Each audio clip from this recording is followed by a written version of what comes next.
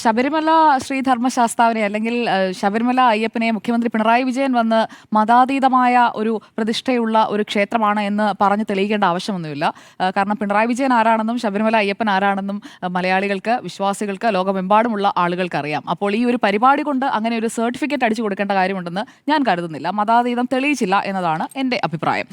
പിന്നെ public memory എന്ന് പറയുന്നത് ഷോർട്ട് മെമ്മറിയാണ് എന്ന് കരുതിക്കൊണ്ടുള്ള ഒരു പ്രസംഗമാണ് ഇന്ന് മുഖ്യമന്ത്രി നടത്തുന്നത് നമ്മൾ കണ്ടത്. അപ്പോൾ അത്രയും ഷോർട്ടാണോ മെമ്മറി എന്നുള്ളത് വരുന്ന തെരഞ്ഞെടുപ്പുകളിലെ ഫലം വെച്ച് നമുക്ക് അറിയാൻ സാധിക്കുകയുള്ളൂ. അപ്പോഴും പറയുന്നുണ്ടാകും 2021 തുടർ ഭരണം കിട്ടിയില്ലേ, അത് അയ്യപ്പനല്ലേ തന്നത്, 2019 തിരിച്ചടിയെ ഞങ്ങൾ മറികടന്നില്ലേ എന്നൊക്കെ പറയുന്നുമുണ്ട്. അപ്പോൾ ഇവിടെ ആചാര ലംഘനം ആയിട്ടാണ് യുവതീ പ്രവേശന വിധിയിലൂടെ 2 സ്ത്രീകളെ കയറ്റിയതിനെ ആചാര ലംഘനമായി കണ്ടുകൊണ്ടാണ് NSS അടക്കം തെരുവിലേക്ക് ഇറങ്ങിയത്. നാമജപ ഘോഷയാത്രയടക്കമുള്ള പ്രതിഷേധങ്ങൾ നടന്നത്. അവരെ എല്ലാവരെയും വേദിയിൽ എത്തിക്കാൻ സാധിച്ചു. NSSും SNDPയും അടക്കമുള്ള സംഘടനകളെല്ലാം ഈ പരിപാടിയിലേക്ക് കൊണ്ടുവരാൻ സാധിച്ചു. അത് സർക്കാരിന്റെ വിജയമാണ്, ഈ പരിപാടിയുടെ വിജയമാണ് എന്ന് പറഞ്ഞുകൊണ്ടാണ് ആഗോള അയ്യപ്പ സംഗമത്തെ വൻ വിജയമായി ഇപ്പോൾ കാണുന്നത്.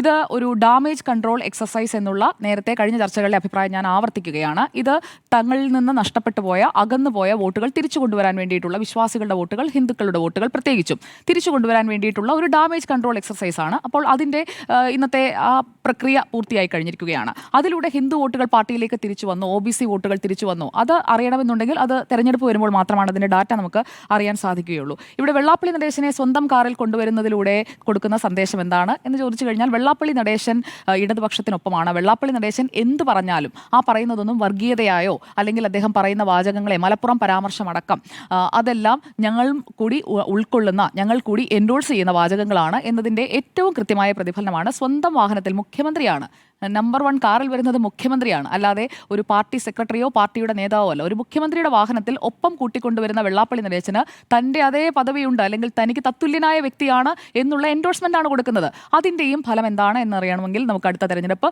ഫലങ്ങളിലേക്ക് എത്തേണ്ടതുണ്ട്. ഇവിടെ മുഖ്യമന്ത്രി ഭക്തനാണ്. ഈ കാറിൽ കൊണ്ടുവരുന്ന വെള്ളാപ്പള്ളി നടേശൻ വന്ന് കൊടുക്കുന്ന സർട്ടിഫിക്കറ്റ് എന്താണ്? ഇവിടെ അയ്യപ്പനെ മതാതീതനാക്കി, മതാതീതൻ എന്ന സർട്ടിഫിക്കറ്റ് മുഖ്യമന്ത്രി പിണറായി വിജയൻ കൊടുക്കുന്നു. അതുപോലെ തന്നെ വെള്ളാപ്പള്ളി നടേശൻ മുഖ്യമന്ത്രി പിണറായി വിജയൻ കൊടുക്കുന്ന സർട്ടിഫിക്കറ്റ് എന്താണ്? അദ്ദേഹം ഭക്തനാണ്. എന്നാൽ ആ പ്രസംഗത്തിൽ ഞാനത് മുഴുവൻ കേട്ടതാണ്. ആ പ്രസംഗത്തിൽ ഒരിടത്തും തന്റെ ഭക്തിയെക്കുറിച്ച് മുഖ്യമന്ത്രി പിണറായി വിജയൻ പറയുന്നത് നമ്മൾ ആരും കേട്ടില്ല. ഭക്തരുടെ സംഗമമാണ്, വിശ്വാസികളുടെ സംഗമമാണ്, യഥാർത്ഥ ഭക്തൻ എന്നാൽ എന്താണ് എന്നൊക്കെ ഭഗവത്ഗീതയിലെ ശ്ലോകങ്ങളിലെ ഒരു വരിയെടുത്ത് പറഞ്ഞതുകൊണ്ട്, അല്ലെങ്കിൽ ശ്ലോകങ്ങൾ 5 or 6 ശ്ലോകങ്ങൾ പറഞ്ഞാലും മുഖ്യമന്ത്രി പിണറായി വിജയന്റെ ഭക്തി എന്താണ്, അല്ലെങ്കിൽ മുഖ്യമന്ത്രി ഭക്തനാണോ, അങ്ങനെയുള്ള ഒരു പരാമർശങ്ങളും അദ്ദേഹം നടത്തിയില്ല. അതായത് സ്വന്തം കാര്യങ്ങളൊന്നും തന്നെ അദ്ദേഹം പറഞ്ഞിരുന്നില്ല. മറ്റുള്ളവരെ കുറിച്ചുള്ള പരാമർശങ്ങളാണ് അദ്ദേഹം നടത്തിയത്. ഇവിടെ ധർമ്മ പരിപാലനമാണല്ലോ, ധർമ്മത്തിന്റെ സംരക്ഷകനാണ് ശബരിമല അയ്യപ്പൻ എന്നാണ് വിശ്വാസികളൊക്കെ കരുതുന്നത്. യഥാർത്ഥ വിശ്വാസികളായിട്ടുള്ള ആളുകൾക്ക് കാലങ്ങളായി അവർ വിശ്വസിക്കുന്ന ദൈവത്തിൽ അവരെങ്ങനെയാണ് വിശ്വാസം അർപ്പിച്ച് പോകുന്നത് എന്നതിനും ഇങ്ങനെ ഒരു സംഗമം കൊണ്ട് അവരെ ആരും ഒന്നും പഠിപ്പിച്ചു കൊടുക്കേണ്ട കാര്യവുമില്ല എന്നാണ് ഞാൻ കരുതുന്നത്. ഇവിടെ നമ്മൾ കണ്ട ഒരു പ്രത്യേക മുദ്ര കൂടി വേണം. കാരണം യോഗനിദ്രയിലിരിക്കുന്ന പ്രതിഷ്ഠയാണ് ശബരിമല അയ്യപ്പൻ്റേത്. അപ്പോൾ ഇന്ന് പാർട്ടി ക്ലാസും അതോടൊപ്പം തന്നെ ശബരിമല അയ്യപ്പനോടുള്ള ഭക്തിയും ചേർന്നുകൊണ്ടൊരു പ്രത്യേക മുദ്രയും നമ്മൾ ഇന്ന് കണ്ടു. അത് ദേവസ്വം ബോർഡ് പ്രസിഡന്റിൽ നിന്നാണ്. ഇൻകുലാബ് വിളിക്കുന്ന രീതിയിൽ കൈമുഷ്ടി ചുരുട്ടി വിളിക്കുന്ന ശരണമയ്യപ്പ വിളി നമ്മൾ ഇന്ന് വേദിയിൽ കണ്ടു. അതിന്ന് കേരളത്തിന് ഇടതുപക്ഷം അതുപോലെ തന്നെ ഈ സംസ്ഥാന സർക്കാർ മുന്നോട്ട് വെക്കുന്ന ഒരു പ്രത്യേക മുദ്രയാണ്. ഇനി അങ്ങോട്ട് ശരണം വിളിക്കുമ്പോൾ സ്വാമിമാരൊക്കെ, ആഗോള അയ്യപ്പ സംഗമം എന്ന് പറയുന്നത് ഒരു ന്യൂ സ്റ്റാൻഡേർഡ് സെറ്റ് ചെയ്യുമെന്നാണല്ലോ പറയുന്നത്. അങ്ങനെയാണെങ്കിൽ ഇനി ശരണം വിളിക്കുമ്പോഴേക്കും എല്ലാവരും കൈ ഇങ്ങനെ ചുരുട്ടിപ്പിടിച്ച് സ്വാമിയെ ശരണമയ്യപ്പ എന്ന് പറഞ്ഞുകൊണ്ട് പോകണം എന്നുള്ളതാണോ ഉദ്ദേശിക്കുന്നത്? അപ്പോൾ എല്ലാത്തിനും അതിൻ്റെതായ ഒരു ഘടനയും രീതികളുമുണ്ട്. അപ്പോൾ ആ രീതിയിൽ വേണം മുന്നോട്ട് പോകാൻ. ഇവിടെ 4126 പ്രതിനിധികൾ പങ്കെടുത്തുവെന്നാണ് ദേവസ്വം മന്ത്രി VN വാസവൻ പറഞ്ഞത്. സർക്കാരിന്റെ കണക്കുകൾ ഇപ്പോൾ ഡോക്ടർ അരുൺ വളരെ വിശദമായി തന്നെ ഓരോ സമ്മേളനത്തിലും പങ്കെടുത്തതിന്റെ കണക്കുകളടക്കം സർക്കാർ ഇപ്പോൾ പുറത്തുവിടുന്നുണ്ട്. അതാണ് ഡോക്ടർ അരുൺ ഇവിടെ ചൂണ്ടിക്കാട്ടിയത്. അപ്പോൾ എത്ര പേർ വന്നു എന്ന് പറഞ്ഞു കഴിഞ്ഞാലും നമ്മുടെ കണ്ണ് കള്ളം പറയില്ലല്ലോ, നമ്മൾ കണ്ട കാഴ്ച കള്ളം പറയില്ലല്ലോ. ഒന്നുകിൽ അവിടെ കസേര കൂടിയിട്ടുണ്ട് ഗൈസ്, കസേര കൂടിയതാണ്. കസേര കൂടിയത് കൊണ്ടാണല്ലോ കസേര ഒഴിഞ്ഞു കിടന്നത്. അല്ല എന്നുണ്ടെങ്കിൽ ഏതെങ്കിലും സമയത്ത് ആ കസേരകൾ മുഴുവൻ നിറയുമായിരുന്നല്ലോ. 3000 പേർ രജിസ്ട്രേഷൻ വഴി പങ്കെടുക്കും, 500 പേർ ക്ഷണിക്കപ്പെട്ട അതിഥികളായി പങ്കെടുക്കുമെന്ന് പറയുന്നു. എന്നിട്ട് ഇന്ന് മന്ത്രി പറയുന്നു ഞങ്ങൾ 5000 കസേര ഇട്ടു, അതുകൊണ്ടാണ് കസേര ഒഴിഞ്ഞു കിടന്നതെന്ന്. കഴിഞ്ഞ ദിവസം വരെ 5000 കസേരയെക്കുറിച്ച് പറഞ്ഞിരുന്നില്ല. പരമാവധി 3500 പേർ എന്നാണ് ദേവസ്വം മന്ത്രി VN വാസവൻ പറഞ്ഞത്. അപ്പോൾ ഈ 1500 കസേര എവിടെ നിന്നും വന്ന മാഡത്തിന് എന്തെങ്കിലും ഐഡിയ ഉണ്ടോ? 1500 കസേരകളെ പറ്റി എനിക്ക് എന്തായാലും ഒരു ഐഡിയ ഇല്ല.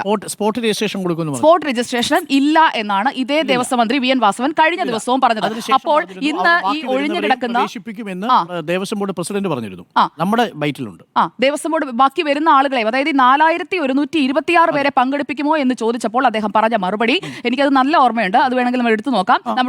നമ്മുടെ ആർക്കൈവ്സിൽ തന്നെയുണ്ട്. 4126 പേർ രജിസ്റ്റർ ചെയ്തല്ലോ എന്ന ചോദ്യത്തിന് അദ്ദേഹം തന്ന മറുപടി 3000 പേരെ, അതിൽ നിന്നുള്ള 3000 പേരെയാണ് പങ്കെടുപ്പിക്കുക. 500 ക്ഷണിക്കപ്പെട്ട ആളുകളെ, അത് ദേവസ്വം ബോർഡ് നേരിട്ട് ക്ഷണിച്ച 500 പേർ. അങ്ങനെ 3500 പേർക്കുള്ള സൗകര്യങ്ങളാണ് ശീതീകരിച്ച പന്തലിൽ ഒരുക്കിയിരിക്കുന്നത് എന്നത് ആവർത്തിച്ച് പറഞ്ഞതാണ് അഡ്വക്കേറ്റ് പി എസ് പ്രശാന്ത്. നമ്മുടെ തത്സമയം ഇന്നലെ കൂടി പറഞ്ഞതാണ്, മന്ത്രി പലവട്ടം പറഞ്ഞതാണ്. പിന്നീട് ഈ സ്പോട്ട് രജിസ്ട്രേഷൻ എവിടെ നിന്ന് വന്നു? സ്പോട്ട് രജിസ്ട്രേഷനെ കുറിച്ച് എത്ര പേർക്ക് അറിയാമായിരുന്നു? സ്പോട്ട് രജിസ്ട്രേഷൻ ഉണ്ടാകുമെന്നുള്ള അനൗൺസ്മെന്റ് എപ്പോഴാണ് നടത്തിയത്? നേരത്തെ നടത്തിയ ഏത് വാർത്താ സമ്മേളനത്തിലാണ് പറഞ്ഞത്? ഇന്നാണ് നടാടെ സ്പോട്ട് രജിസ്ട്രേഷനിലൂടെ ഇത്രയും പേരെ പങ്കെടുപ്പിച്ചു എന്ന് ദേവസ്വം മന്ത്രി പറഞ്ഞിരിക്കുന്നത്. അല്ലാത്ത പക്ഷം അദ്ദേഹം തെളിയിക്കട്ടെ, സ്പോട്ട് രജിസ്ട്രേഷൻ ഉണ്ട് എന്ന് നേരത്തെ അനൗൺസ് ചെയ്തിട്ടില്ല.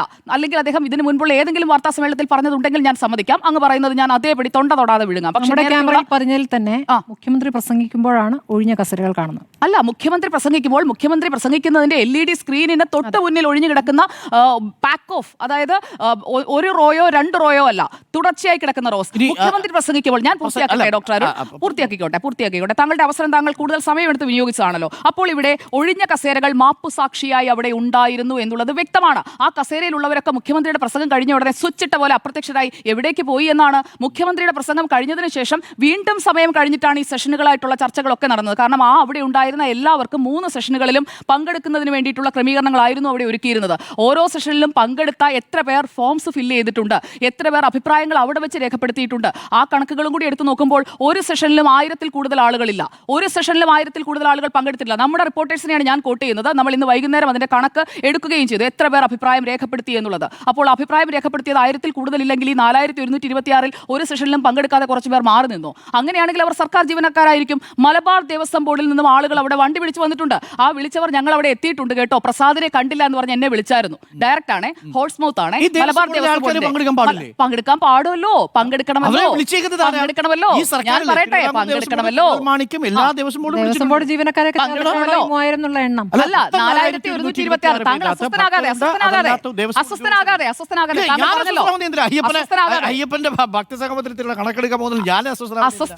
അസ്വസ്ഥനാകാതെ ഒഴിഞ്ഞ കസേരകൾ എന്തായാലും കണ്ടവരാണ് മലയാളികൾ. ആ ഒഴിഞ്ഞ കസേര അവിടെയുണ്ട്. എന്തായാലും സ്വാമിയെ ഭരണമയ്യപ്പ എന്നാണ് അവിടെ വരുന്ന മുദ്രാവാക്യം എന്നാണ് ഞാൻ കരുതുന്നത്. ഭരണം തായോ എന്ന് പറഞ്ഞ് സ്വാമിയെ ഭരണമയ്യപ്പ എന്നിങ്ങനെ ആവർത്തിച്ച് പറഞ്ഞുകൊണ്ടിരിക്കുന്ന ഇവിടെ ഓരോ മാർക്സിയൻ ചിന്തകരും ഭക്തരായി മാറും നേരമെന്നാണ് താങ്കളുടെ വിശദീകരണം കേട്ടപ്പോഴും എനിക്ക് തോന്നിയത്. അപ്പോൾ മാർക്സിയൻ ചിന്തകരൊക്കെ ഭക്തരായി മാറുന്നത് മുഖ്യമന്ത്രി പിണറായി വിജയൻ, അദ്ദേഹത്തിന്റെ പേരിൽ തന്നെ വിജയൻ എന്നുണ്ട്. അപ്പോൾ അദ്ദേഹം കൂടുതൽ വിജയങ്ങളിലേക്ക് പോകുന്നതിന് അദ്ദേഹം ഭക്തിയുടെ മാർഗത്തിലേക്ക് വരുന്നെങ്കിൽ ഞാൻ അതിനെ സർവാത്മനാ സ്വാഗതം ചെയ്യുകയാണ്. കാരണം അദ്ദേഹത്തിനുള്ളിലെ ഭക്തനെ വെള്ളാപ്പള്ളി നടേശൻ തിരിച്ചറിഞ്ഞിരിക്കുന്നു. മലയാളികളും അത് തിരിച്ചറിയാൻ പോവുകയാണ്. വെള്ളാപ്പള്ളി നടേശൻ ആദ്യമായി ഇതാ മുഖ്യമന്ത്രി പിണറായി വിജയൻ എന്ന ഭക്തനെ നമുക്ക് കാണിച്ചു തരികയാണ്. അദ്ദേഹത്തിന്റെ കയ്യിലേക്ക് ഇന്നൊരു അയ്യപ്പ വിഗ്രഹം കൊടുത്തിട്ടുണ്ട്. അത് അദ്ദേഹം വീട്ടിൽ കൊണ്ടുവച്ച് ക്ലിഫ് ഹൗസിൽ കൊണ്ടുവച്ച് അതിൽ അദ്ദേഹം എന്നും വിളക്ക് കൊളുത്തി, ഇന്ന് വിളക്ക് കൊളുത്തിയാണ് പരിപാടി ഉദ്ഘാടനം ചെയ്തത്. അതുപോലെ അയ്യപ്പ വിഗ്രഹത്തിന് മുന്നിൽ വിളക്ക് കൊളുത്തി പ്രാർത്ഥിച്ചാൽ ശിഷ്ടകാലം അദ്ദേഹത്തിന് നല്ല രീതിയിൽ മുന്നോട്ട് പോകാൻ കഴിയട്ടെ. അതിന് അദ്ദേഹത്തിന് അയ്യപ്പന്റെ എല്ലാ അനുഗ്രഹവും ഉണ്ടാകട്ടെ. പിന്നെ രണ്ടാമത്തെ ന്യായം കൂടി ഞാൻ പറയാം.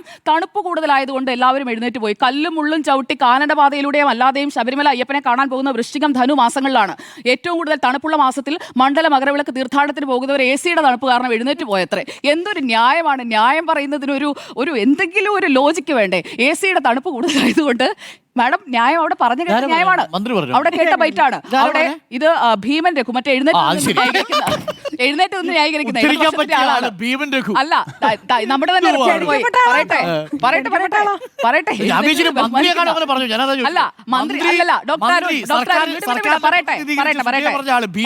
പറയട്ടെ ഭീമൻ. താങ്കൾ ചോദിച്ചതുകൂടെ ഞാൻ ഒരാളുടെ പേര് പറഞ്ഞു എന്നേ ഉള്ളൂ. നമ്മുടെ റിപ്പോർട്ടറിന്റെ പ്രതിനിധികളെ നമ്മൾ തന്നെ നിശ്ചയിച്ചയച്ച ആളുകളാണല്ലോ. അവര് അവിടെ ചെന്ന് ചോദിച്ചു എന്തുകൊണ്ടാണ് ഇവിടെ ആളുകൾ ഇരിക്കാത്തതെന്ന്. അപ്പോൾ സംഘാടകർ പറഞ്ഞാണ്, ഞാൻ ഭീമൻ രഘുവിനെ ഇടയ്ക്കൊന്ന് കണ്ടതുകൊണ്ടെന്ന് തമാശയ്ക്ക് പറഞ്ഞു എന്നേ ഉള്ളൂ. പക്ഷേ ഇവിടെ ബന്ധപ്പെട്ട സംഘാടകർ പറഞ്ഞത് എന്താണെന്നറിയോ? AC-യുടെ തണുപ്പ് കൂടുതലായതുകൊണ്ട് മുഖ്യമന്ത്രിയുടെ പ്രസംഗം തീരുന്നതിന് മുമ്പേ എല്ലാവരും എഴുന്നേറ്റ് സ്വിച്ചിട്ട പോലെ ഓടി അപ്പുറത്ത് എവിടെയോ ചൂടുള്ള സ്ഥലത്ത് വെയിൽ കായാൻ പോയത്രേ. അവിടെ പമ്പായുടെ മണപ്പുറത്തായിരിക്കും വെയിൽ കായാൻ പോയി. അതുകൊണ്ടാണ് അവിടെ ആരെയും കാണാതിരുന്നത്. എന്തൊക്കെ ന്യായീകരണമാണ് ഇവിടെ പറയുന്നത്? അപ്പോൾ ഒന്ന്, ആളുകൾ കുറഞ്ഞതല്ല, കസേര കൂടിയതാണ് ഗൈസ്. മുദ്ര ശ്രദ്ധിക്കണം. പിന്നെ അതുപോലെ തന്നെ ഇനിയിപ്പോൾ മുദ്രാവാക്യം വിളിക്കുന്ന രീതിയിൽ വേണം ശരണം വിളിച്ച് പോകാൻ എന്നുള്ളതാണ് രണ്ടാമത്തേത്. പിന്നെ സ്വാമിയെ ഭരണമയ്യപ്പ എന്ന് ഇടയ്ക്കിടയ്ക്ക് പറഞ്ഞ് ബ്രാഞ്ച് കമ്മിറ്റികളിലേക്കും താഴെത്തട്ടിലുള്ള എല്ലാ ഘടകങ്ങളിലേക്കും നമ്മൾ അത് എത്തിക്കണം. അങ്ങനെ വേണം വിശ്വാസികളുടെ വോട്ട് നമ്മൾ പിടിക്കാനായി. ഇവിടെ പ്രത്യേക സെഷനുകളിൽ അടക്കം എത്ര പേർ പങ്കെടുത്തു എന്നുള്ളതിന്റെ കൃത്യമായ കണക്ക് അത് അവിടെ പോയ എല്ലാ റിപ്പോർട്ടേഴ്സും കണ്ടതാണ്, എല്ലാ വാർത്താ ചാനലുകളിലും വന്നതാണ്. ഇനി എത്ര ക്യാപ്സൂളുകൾ ഇറക്കിയാലും അവിടെ എത്ര പേർ പങ്കെടുത്തു എന്നുള്ളതിന് ആ ഒഴിഞ്ഞ കസേരകൾ സാക്ഷിയായി കിടക്കുന്ന ദൃശ്യങ്ങൾ അവിടെയുണ്ട്. അതുകൊണ്ട് പബ്ലിക് മെമ്മറിയെ ചെറുതായി കാണുകയോ അണ്ടർ എസ്റ്റിമേറ്റ് ചെയ്യുകയും വേണ്ട. 2018 എന്താണ് നടന്നതെന്നുള്ളത് 2025 ആളുകൾക്ക് ഓർമ്മയുണ്ട്. അപ്പോൾ ആഗോള അയ്യപ്പ സംഗമം അയ്യപ്പന് വേണ്ടി വികസനത്തിന് വേണ്ടി ചെയ്യുന്ന കാര്യങ്ങളാണെങ്കിൽ അതിനെ പൂർണ്ണമായും കേരളം പിന്തുണയ്ക്കും. പക്ഷേ സ്വാമിയെ ഭരണമയ്യപ്പ എന്ന് വിളിച്ചുകൊണ്ട് വിശ്വാസികളെ പറ്റിക്കാനാണെന്നുണ്ടെങ്കിൽ അവരത് കൃത്യമായി തിരിച്ചറിയും, കൃത്യമായ മറുപടി തരും. ആ മറുപടിക്കായി ജസ്റ്റ് വെയിറ്റ്.